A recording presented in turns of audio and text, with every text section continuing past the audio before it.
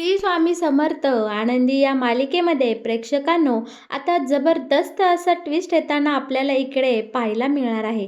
बरं का, इकडे आता मालिकेमध्ये एक भयानक आणि थरारक असा प्रसंग आता येताना आपल्याला इथे दिसणार आहे. आनंदी आणि आपला युगंधर छानपैकी तो अवॉर्ड सोहळ्यामध्ये मस्त नटून थटून गेलेले असतात आणि तिकडे मात्र हा कारस्थानी विद्याधर तोही पोचलेला असतो. आता इकडे मालक साहेबांनी त्याच्यासोबत जो काही प्रकार केला, त्याच्या गाडीचा स्फोट केला, या सगळ्याचा बदला इकडे आता युगंधरला घ्यायचा असतो आणि त्यानेही यावेळेस खूप सावधान पद्धतीने इतका जबरदस्त असा प्लॅन केलेला असतो. आता इकडे विद्याधरच्या प्लॅननुसार विद्याधरला युगंधरला कायमचं घालवायचं असतं आणि युगंधरच्या दिशेने झाडली गेलेली गोळी आनंदी आता तिच्या स्वतःच्या खांद्यावर घेत इकडे युगंधरचा जीव वाचवताना आपल्याला पाहायला मिळणार आहे. आणि हे सगळं नक्की मालिकेमध्ये कशा प्रकारे घडत जाणार, कसं इकडे दाखवलं जाणार, चित्रित होणार, हे जर तुम्हाला पाहायचं असेल तर तुम्ही आपला हा व्हिडिओ अगदी शेवटपर्यंत बघा, म्हणजे तुमच्या सगळं काही इकडे लक्षात येऊन जाईल. बरं का प्रेक्षकांनो, आता इकडे मालिकेमध्ये आनंदीला तिकडे मालक साहेबांसोबत जायचं नसतं. आनंदीला त्या अवॉर्ड फंक्शनमध्ये जाण्यासाठी काहीतरी कारण असं ठोस हवं असतं.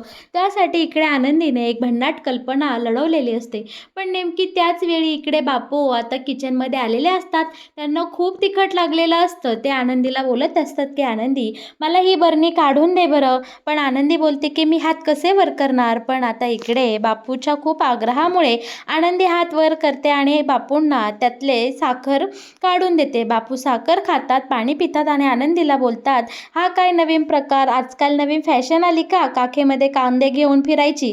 तेव्हा आनंदी हसते आणि बोलते, नाही हो बापू, माझी बहीण आर्ची ना, तिला लहानपणी शाळेत जायचं नसायचं ना, तेव्हा ती ही आयडिया लावायची. कांदा काखेत ठेवल्यामुळे आपल्या शरीराचं तापमान खूप वाढतं असं मी ऐकलं आहे. म्हणूनच हे कांदे मी काखेमध्ये ठेवत आहे, जेणेकरून माझं शरीर तापेल आणि मला ताप आला, यामुळे मालक साहेब मला त्या फंक्शनला घेऊन जाणार नाही, म्हणून मी असं करते. बरं का, आता इकडे आपल्या माईंनी हे आनंदीचे शब्द ऐकलेले असतात आणि हसत हसत माई इकडे आलेली असते. अगं आनंदी, अगं वेडे, असं काही वागायची अजिबात गरज नाही, कारण उद्यासाठी मी एक भन्नाट कल्पना शोधून काढली आहे. तू उद्या तिकडे त्या अवॉर्ड फंक्शनला जायचं म्हणजे जायचं. आता आनंदी बोलते, माई अहो मी कशी जाणार, तुम्हाला सगळं माहीत आहे ना. पण इकडे आता माई बोलतात, मला सगळं माहीत आहे, म्हणूनच मी तुला एक छान आयडिया दिली आहे. चल पाहू, तू आधी माझ्यासोबत चल, म्हणजे तुला मी सगळं काही सांगते. आता इकडे माईंनी छानपैकी आनंदीला एक सुंदर सरप्राईज आणलेलं असतं. इकडे बापूही म्हणतात, तुझी माई खूप यंग आहे बरं का, सोशल मीडियावर पण ॲक्टिव्ह आहे, त्यामुळे तू माईचं ऐक, तिने नक्कीच तुझ्यासाठी छान काहीतरी शोधून काढला असेल. दुसरीकडे मात्र विद्याधर हा आनंदीने जी काही चिठ्ठी लिहिली होती ती त्याच्याजवळ होती आणि ती चिठ्ठी सारखा वाचत असतो आणि ती चिठ्ठी वाचून वाचून इकडे मजा घेत असतो आणि बोलत असतो की आनंदी, अगं आनंदी, तू किती ग वेडी, तुझं पत्र हरवलं ते विद्याधरला सापडलं. आणि त्याच वेळी तिथं धनश्री आलेली असते. विद्याधर घाईघाई आता तिथं बसतो तिथं सोप्यावर आणि धनश्रीला बोलतो, धने काय ग तुझं मधी मधी काम, कशाला कडमडलीस. तेव्हा धनश्री बोलत असते, अहो मी तुमच्यासाठी छान मटका बिर्याणी आणली आहे, चला बरं लवकरात लवकर खाऊन घ्या, तुम्हाला आवडते ना ही खूप. आता लगेच इकडे विद्याधरच्या चेहऱ्यावर हसू येतं आणि बोलतो, हो मग, मला खूप आवडती मटका बिर्याणी, काय चव असते राव तिची, आण आण आण आण, पटकन मला वाढ बरं. धने हे काम बाकी तुले झाक करते, माझ्या आवडीनिवडी तुला चांगल्या माहीत आहे. आता इकडे विद्याधर गरम गरम बिर्याणी मस्तपैकी मटकेतली ताटात वाढून घेतो आणि आता एक घास तोंडात घालणार. तोच इकडे धनश्री विचारते, अहो मला तुम्हाला एक प्रश्न विचारायचा आहे. आता इकडे विद्याधर बोलतो, बोललीस, महत्त्वाचा असेल तर बोल, नाहीतर हो बाहेर. लगेच इकडे आता धनश्री बोलते, अहो महत्त्वाचंच आहे, मला राहून राहून एक प्रश्न पडला आहे की तुम्हाला जर पहिल्यापासूनच वाटत होतं की मुलांना हे सत्य कळावं, आनंदी त्यांची आई आहे हे रहस्य कळावं, तर मग तुम्ही ती चिठ्ठी का बदलली, तुम्ही का बरं आनंदीला हे सत्य सगळ्यांसमोर आणू दिलं नाही, पृथ्वीला का कळू दिलं नाही. तेव्हा आता विद्याधर बोलतो, धने एकतर तू चेहऱ्याने बदसूरत आहेच, पण दुसरी म्हणजे तुझ्या डोक्यात अक्कलही नाही. अगं बी नाकलेची बाई, याच्या मागे सुद्धा माझं एक भन्नाट डोकं आहे बरं का. आता तर विद्याधर इकडे मस्त ताटातली अशी भन्नाट बिर्याणी खात बोलत असतो, की "अगं धने, खोटं जसं सारखं वेळ लपवलं, की ते एकदा बाहेर आलं का मोठा स्फोट होतं. जसं की लोणचं. लोणच्याला कसं मुरून द्यायला लागतं, ते मुरलं का एकदम भन्नाट लागतं. तसंच खोटं असतं. ते जास्त वेळ लपवलं, चिघळत गेलं आणि मग त्याचा असा काही भडका होतो, की त्याने संपूर्ण होत्याचं नव्हतं होऊन बसतं." आता धनूला इकडे आपल्या या विद्याधरचा प्लॅन कळलेला असतो. पण धनश्री बोलते, की "अहो, जे काही करायचंय ते जपून करा. यावेळेस दरवेळेससारखं तुमच्यावर ते उलटं देऊ नका. नाहीतर तुमचे प्लॅन तुमच्याच अंगलट येतात." असं बोलल्यानंतर मात्र इकडे आता विद्याधरला या धनीचा खूप राग आलेला असतो. तो बोलतो, की "तुला अक्कल तर नाहीच, बिनअक्कलची बाई. बोललीस अपशकुनी तोंडाची. अपशकुनी कुठली? काढलंच त्या थोबाडातून काहीतरी वाईट शब्द. बरं निघ आता इथली. चल चालती हो. तू फक्त एक काम कर. आईला आणि बापूला तो उद्याचा इव्हेंट त्यांच्या डोळ्यांनी लाईव्ह टेलिकास्ट पाहायचा आहे ना, मग त्याची सोय कर.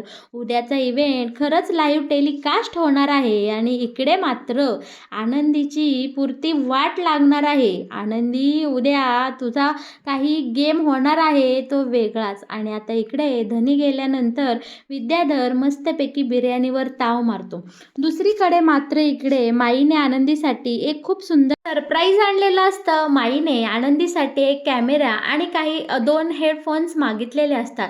जेणेकरून उद्या आनंदीच्या त्या इतक्या मोठ्या सोहळ्यामध्ये आपली माई आनंदीचे डोळे बनणार असते आणि आता माईच्या सांगण्यावरून आनंदी सगळं काही तिथला प्रोग्रॅम हँडल करताना आपल्याला पाहायला मिळणार असतं. माईने इकडे छान आयडिया लावलेली असते. तो मिनी कॅमेरा आता इकडे आनंदीला सांगते, "मी असं मस्तपैकी तुझ्या साडीच्या किंवा ड्रेसच्या ब्रॉचमध्ये लावेल आणि तुझ्यासमोर जे काही आहे ते सगळं मला कळेल." पण आनंदी बोलते, की "माई, तुम्हाला कळेल, पण मला कसं कळणार? तुम्ही काय सांगणार?" तेव्हा आता माई बोलते, "अगं वेडे, ह्यावर सुद्धा एक उपाय केलाय मी.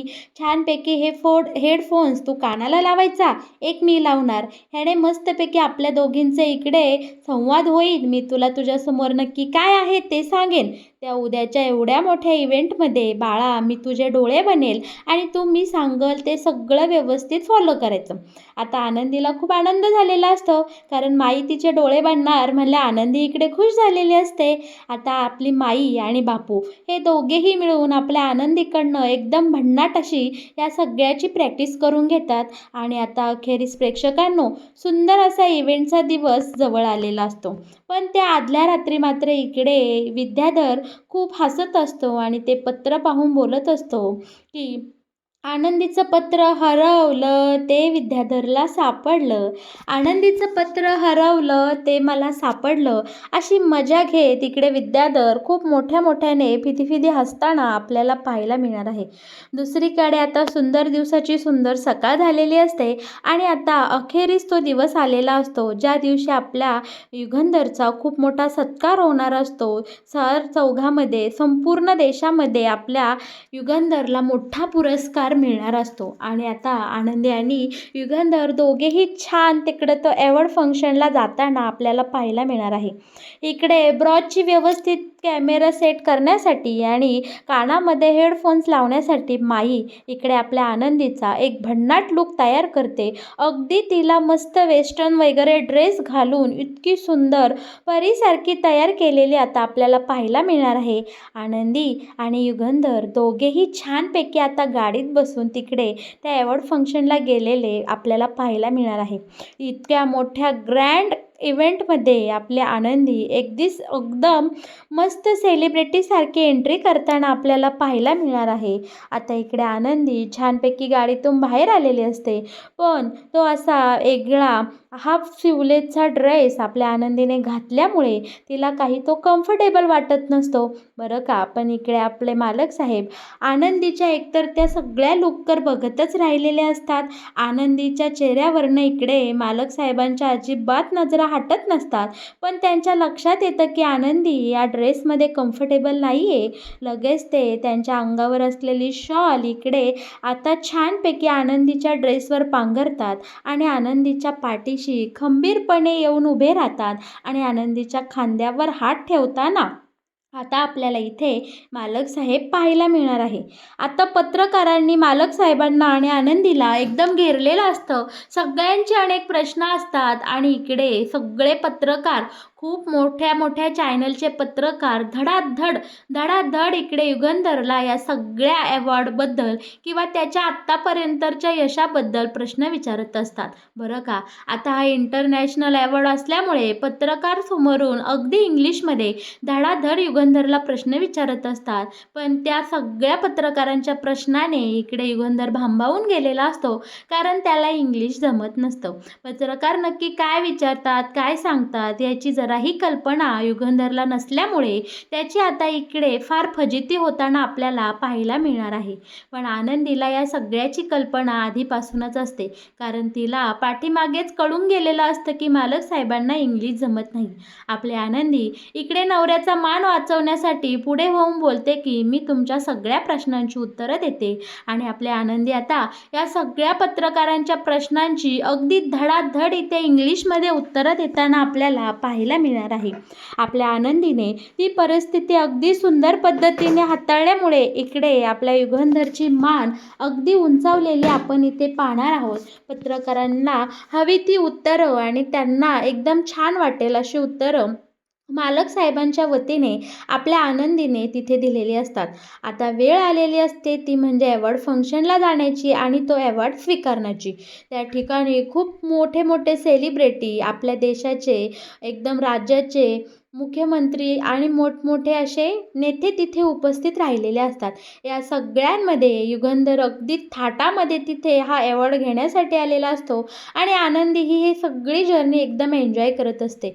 ठरल्याप्रमाणे माई या कार्यक्रमात आनंदीचे डोळे बनलेले असतात आणि इथे सगळं काही एकदम सुरळीत चाललेलं असतं. बरं का, पण या इव्हेंटमध्ये इकडे विद्याधरही आलेला असतो, अगदी नटून थटून, भावाचा अवॉर्ड पाहण्यासाठी नाही तर त्याच्या अवॉर्ड फंक्शनमध्ये काहीतरी घोटाळा करायचा ह्या हेतूने इकडे विद्याधर आलेला आपल्याला पाहायला मिळणार आहे. विद्याधरला आनंदीने या पत्रकारांना इंग्लिशमध्ये उत्तरं दिली हे काही आवडलेलं नसतं, कारण तिथे या युगंधरची नाचक्की झाली असती आणि या सगळ्याचा मात्र आपल्या या विद्याधरला खूप आनंद झालेला असतो. पण तो तिथंच उपस्थित असतो, कारण त्याने धनीला सांगितलेलं असतं की धने, तू माईला आणि तिकडे बापूला मोठी स्क्रीन लावून दे, कारण त्या स्क्रीनवर एक खूप मोठा धमाका होणार आहे आणि तो पाहायला सगळ्यांना इकडे खूप धक्का बसणार आहे आणि या निंबाळकर वाड्याची तर डायरेक्ट राख रांगोळी होणार आहे.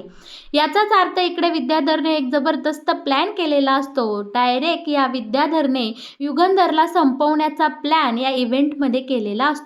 बरं का प्रेक्षकांनो, आता इकडे माईकमध्ये अनाऊन्समेंट झालेली असते की मिस्टर युगंधर निंबाळकर, तुम्ही तुमचा पुरस्कार घेण्यासाठी इकडे स्टेजवर या. आता इकडे छानपैकी आपला युगंधर सगळ्या या पाहुण्यांसमोर आनंदीचा हात हातात घेऊन तिला स्टेजवर घेऊन जाताना आपल्याला इथे पाहायला मिळणार आहे. स्टेजवर गेल्यानंतर छान दोघांचंही छोटंसं मनोगत व्यक्त होतं आणि या संपूर्ण मोठा जो पुरस्कार आहे, अगदी नॅशनल अवॉर्ड इकडे आपल्या युगंधरला मिळालेला असतो आणि आनंदीच्या सोबतीने हा अवॉर्ड युगंधरने व्यवस्थित घेतलेला असतो. आनंदी आपल्या माईने सांगितलेल्या सगळ्या सूचनांचं पालन करत असते आणि माई सांगन अगदी त्या दिशेने चालत बोलत सगळं काही करत असते. विद्याधरला मात्र हा सुखाचा सोहळा अजिबात पाहवत नसतो. त्याने ठरवलेला धमाका इथे करायचा असतो. त्याने या आपल्या मालक साहेबांची सुपारी एका खूप मोठ्या गुंडाला दिलेली असते आणि सांगितलेलं असतं की हा युगंधर जेव्हा पुरस्कार घेऊन खाली उतरेल त्याच वेळी नेमकं त्याच्या छाताडामध्ये गोळी घालायची आणि त्याचा काम तमाम करायचं, त्याचं आयुष्य डायरेक्ट संपवून टाकायचं.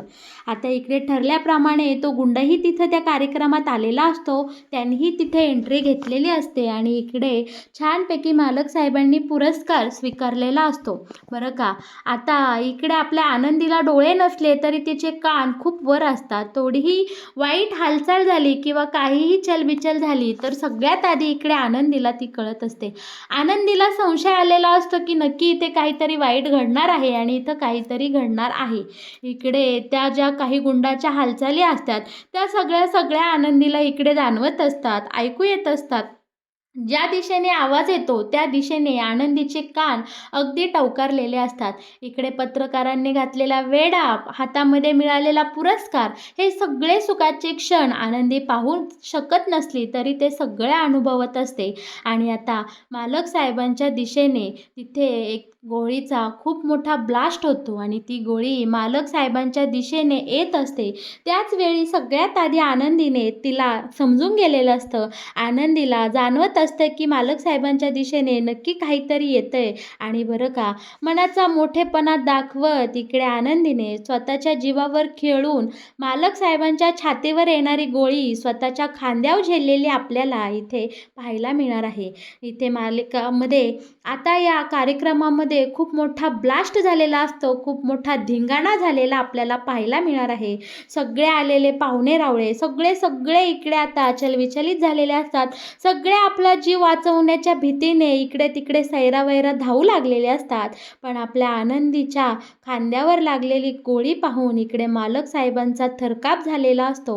आणि आता मालक साहेबांनी आनंदीला त्यांच्या खांद्यावर त्यांच्या हातामध्ये धरलेलं असतं. आपले आनंदी आता इथे धारातीर्थी पडलेली पाहायला मिळणार आहे. आणि ते विद्याधरचा प्लॅन अयशस्वी झाला तरीही इकडे आनंदी मात्र जखमी झालेले आपल्याला पाहायला मिळणार आहे. तर मग प्रेक्षकांनो, आता पुढे काय होणार? आपले आनंदी या सगळ्यातून बाहेर पडणार का? आनंदीचा जीव वाचणार का? आणि या सगळ्या घडल्या प्रकरणावर आपला युगंधर नक्की काय ॲक्शन घेणार आणि विद्याधरला काय शिक्षा देणार? हे सगळं सगळं आपल्याला मालिकेच्या येणाऱ्या काही भागांमध्ये पाहायला मिळणारच आहे. तर मग प्रेक्षकांनो, कसा वाटला तुम्हाला आनंदी या मालिकेत येणारा हा नवीन ट्विस्ट? मालिकेचे असेच नवनवीन अपडेट जर तुम्हाला सगळ्यात आधी जाणून घ्यायचे असतील तर तुम्ही आपल्या या व्हिडिओला नक्कीच लाईक करा आणि हो, आपल्या चॅनलला सबस्क्राईब करायला अजिबात विसरू नका.